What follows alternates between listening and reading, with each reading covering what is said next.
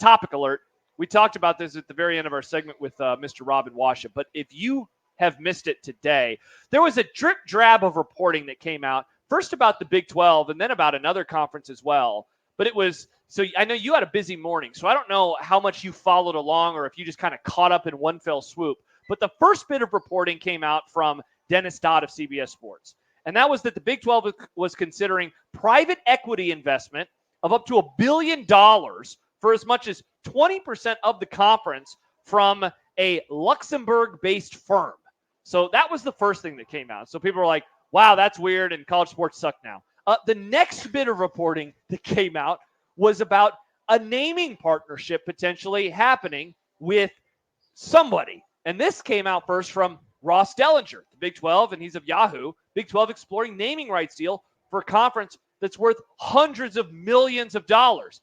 And then another bit of reporting, and that was from Brett McMurphy, that said that the Big 12 was in discussions with Allstate on naming rights. The deal, as he reported, could be worth between $30 million to $50 million annually, and name possibilities include Big Allstate Conference or All-State 12 Conference. Oh. Famously, the Big 12 doesn't have 12 teams anymore. So if you're going to keep the number, why not adjust it to what it actually is and call it the All-State 16 or just the All-State? Why does it need to be the big Yeah, I kind All-State? of like the All-State. That actually kind of really works for college, too. All-State works for me. All-State Conference. There you go. Yeah, actually. The ASC. That works really well for college. I'm fine with that now. Yeah. By the way, $30 million, if you divide that by 16, that is less than $2 million per year per team. If you do the high-end number of $50 million, that would be a little bit above $3 million per program inside of the Big 12.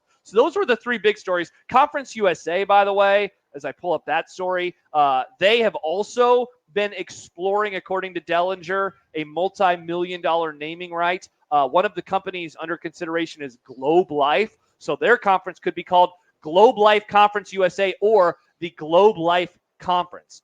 Shafe, this feels very much, I don't know, kind of fits with where everything is going. A post-capitalistic society. I guess not post-capitalistic. It's late-stage capitalism. Late-stage capitalism. Thank you very much, Nick. Thoughts on any and all of the things that I just threw at you? I am 100% okay with this. Oh, yeah? Really? Like, I figured it would be more of the Big 12 conference brought to you by Allstate. Like, I thought it'd be more of that. Sure. Than potentially just renaming the Big 12 conference the Allstate Conference. But none of this affects me. You know, I'm famously big on the idea that we spend a lot of time talking about things that don't even result to what happens on the field. Yeah. This would be one of those. You could still watch a game between known Big 12 member Utah and known Big 12 member All-State member. Known All-State member Arizona State. Yeah. And enjoy said game without caring that there is a conference affiliation sponsorship. Sure. Like, it just seems to me that we find reasons to be upset about stuff. We do like getting that mad. does not really matter. I think the traditionalists like John, maybe not John, but people around his age, John grew up really watching the Blue Bonnet Butter, like Liberty Bowl, the like Blockbuster Bowl. Yeah, like we don't have to pretend like this hasn't already been pervasive in the college game. Mm-hmm. I mean, isn't there a sponsorship for the college football playoff? I mean, I think so. It was the Tostitos Fiesta Bowl for as long as I could remember. Yep. Like it's just the Capital One Bowl. Like, yeah, some of the bowl games literally removed the original. Yeah, it was never the Citrus Bowl when Nebraska played in it. It was a Capital One Bowl played at the Citrus Bowl. Well, remember, it was the Peach Bowl, and then it was the Chick-fil-A Peach Bowl, and then it was just the Chick-fil-A Bowl, and now it is once again, I think, the Chick-fil-A Peach Bowl. Yeah. So it has returned to being the Peach Bowl. So I don't really think I would have the appetite to listen to someone complain heavily about this when it's already been in the sport. That's honestly every stadium you go to, for the most part, obviously. Nebraska, an exception with Memorial Stadium. But most of the stadiums being built now are going to have a sponsorship with it. You know, you look at basketball, Nebraska plays at Pinnacle Bank Arena. On FNBO floor. Yes. Right? Like it's just why would any one of us spend any extra time being upset So- by this? I'm gonna take the extreme route here. You are going to take the extreme route. Yes, I know, crazy. Do you, if this works at the college level, could you see them trying to do this in the NFL? So instead of the AFC and NFC, it's The blank. the blank and the blank. I could definitely see, but if you're the NFL, that has to be a massive You're not deal. doing it for chump change. Yeah, because you don't Right. you already print money. Right. So someone has to really, and I don't know that they would even need to, really. To Well, be it's not. honest. Is it neat or is it just, hey, we like money, let's get some Sure. more money? It's an open place for no. revenue. And look, I And I think it would be much of the AFC conference brought to you by so and so. I think this is fun to like joke around about. Like this is stupid, but it's also you are so spot on. Like who are we to judge? Given that the sport of college football has had, I mean, like this tweet from Jordan. God forbid Nebraska's greatest game was sponsored by FedEx. I mean, that's true. It's the FedEx. It was at the time. It was the FedEx Orange Bowl. Right. It was the Tostitos Fiesta Bowl. Brent Musburger at a national championship game before a game-winning field goal said, "This one's for all the Tostitos." I mean, like this has been involved with college football and college sports for as long as I can remember. And like, yes, is this weird? Of course it is because it hasn't happened before. But you know what? A college football fan in 1900 that went to the Rose Bowl, if they went to the Orange Bowl now, they'd have a lot of questions, I'm sure, but they'd be like, wait, what? Like, everything is just about the advertising? And so it's like, yeah, but at a certain point, you got to do it. At a certain point, you have to do the certainly not going to march in the streets over this. It'll be hilarious and it'll be funny. But look, is this any wilder than my idea to get Streets in Omaha sponsored to help clean the potholes up? I don't think it is. In the sinkholes. This is Dodge Street brought to you by McDonald's. That's not any more wild than a conference brought to you by Allstate. You know, I just hope if this will do anything, I just hope that they remove the numbers. There's not 12 teams. If you're not going to stick with that anymore, then let's just do something different. Do you ever get a little upset though, just about every facet of life having some kind of ad attached to it? No, Doesn't it feel just a little too bombardy not sometimes?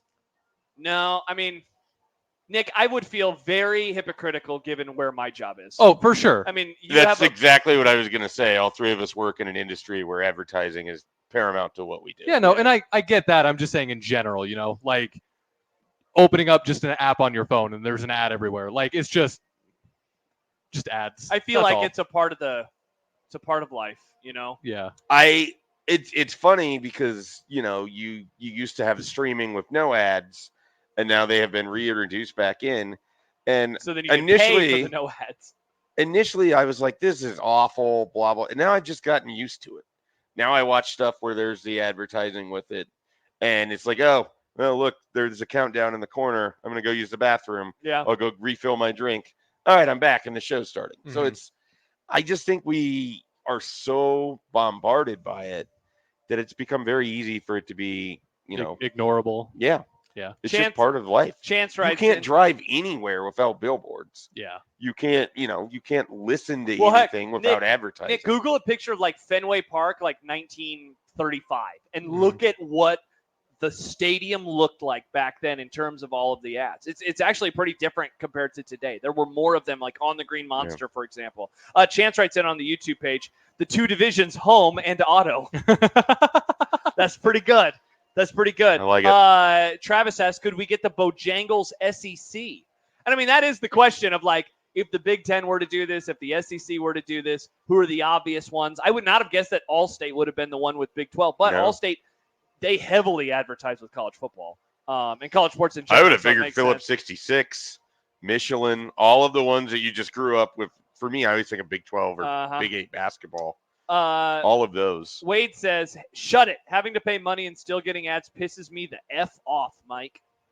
Pisses him the F off. What do you think about the private equity component of this discussion? That's a little different because you're basically the idea of inviting investors, private money into your college conferences. Like it's just you're getting even further from the facade of, amateur athletics with that. Yeah. I guess.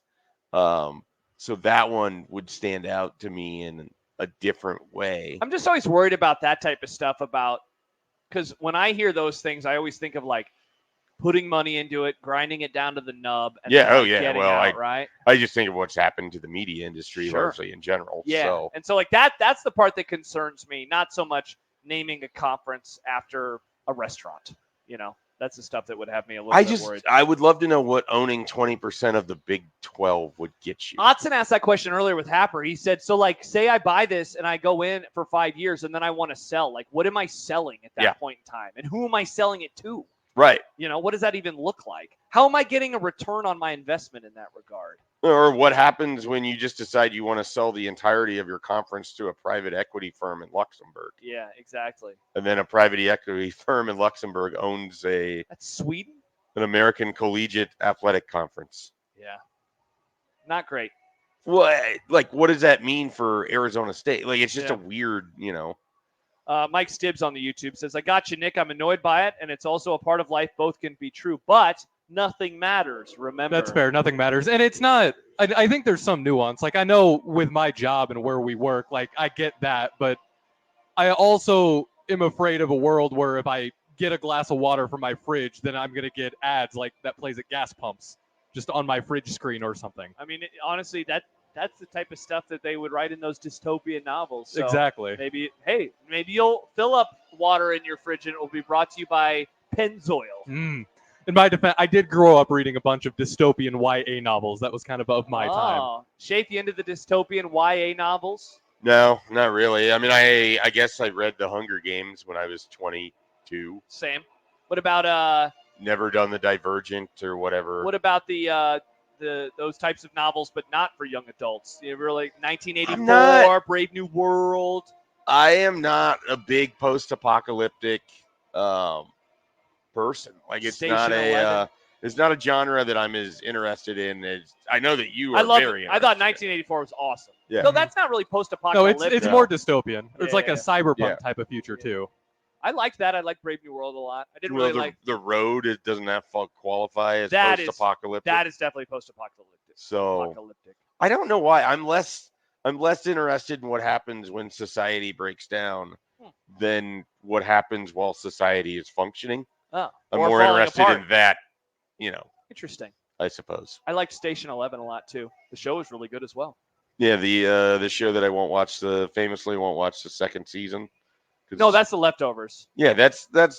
Oh, yeah. I see. That's not really post-apocalyptic, but post. I mean, I would say it literally is if you believe it's a rapture, you could say that is the. Is a rapture an apocalypse? Oh, dumb debates. I think a rapture is an apocalypse. Well, I mean, as soon as you say it, you're like, well, yes, but then right. In the Book of Revelations, famously Nick and I's favorite book of the Bible. Yeah, I mean, the four horsemen of the apocalypse. That's fair because if you're not raptured, then you do have to deal with all that. Bingo, you have the locusts, the lava. Yeah, year of the locust. Some would say, Mike Schaefer. Yes. Some would say. Jess says +1 for Nick and add oversaturation. So Nick, yeah. I mean, for the record, I'm not out on that, Nick, but I've also just I feel like it's the cost of life. Right. I acknowledge it. What are you going to do about it? Yeah, exactly. Griffin asks, the same private equity that owns Live Golf. No, this is a different one. This is in Luxembourg. The Big 12 brought to you by Live Golf. Yeah, let's hope that it's not that. The Live Conference? The Live Conference. Yeah, let's hope that it's not that.